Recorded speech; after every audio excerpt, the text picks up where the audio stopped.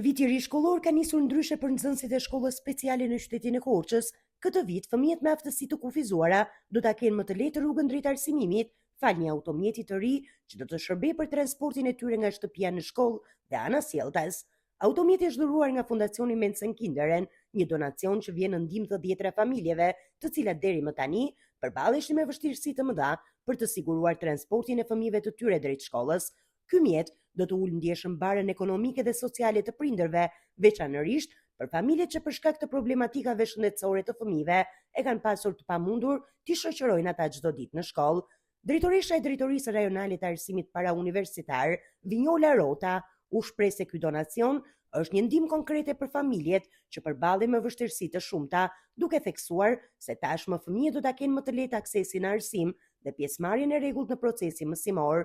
Në këtë ditë të parë të vitit shkollor, për vitin kalendarik të ri, në shkollën speciale, fal një dhurate që na ka bërë Fondacioni Mensen Kinderen, ne sot falenderojmë me zemër Fondacionin, por duhet të themi që sot ju kemi erdhur në shërbim shumë fëmijëve, por dhe familjeve të tyre.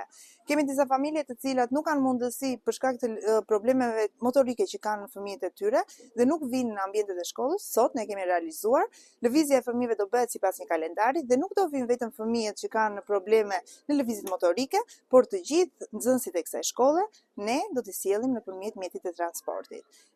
Shumë e lumtur që ne realizuam një ëndër që e kishim të përbashkët. Në këtë shkollë kemi një staf mësuesi shumë të mirë, kemi shërbimin psikosocial shumë të mirë, kështu që sot jemi të kompletuar. Tani ne bëjmë thirrje të gjitha familjeve që të na afrohen sepse shërbimi nuk mungon. Ndërkohë personi i kontaktit që ndërmjetësoi sigurimin e këtij automjeti, Marlen van der Voorde, u shpreh se nisma erdhi pas njohjes nga afër me realitetin e vështirë të familjeve që kanë fëmijë me nevoja të veçanta. Ajo theksoi se ky mjet pritet të jetë një zgjidhje konkrete për shumë familje në qytetin e Korçës dhe në zonat përreth, duke kontribuar drejt për drejt në përfshirjen e fëmijëve në sistemin arsimor. Është një fondacion që kemi njoftuar për problemet këtu. Gjithmonë kam pasur një zemër shumë të ngrohtë për këta fëmijët me mundësitë më të paktët se neve.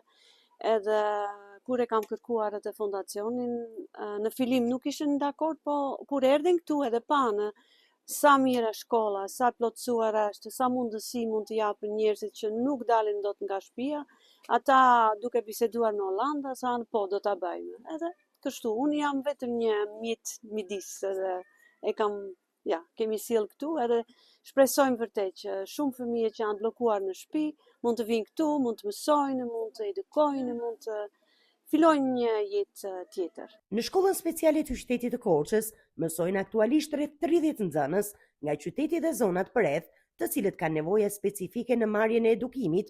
Donacione të tilla konsiderohen një hap i rëndësishëm drejt një arsimi gjithëpërfshirës dhe më të aksesueshëm për të gjithë fëmijët.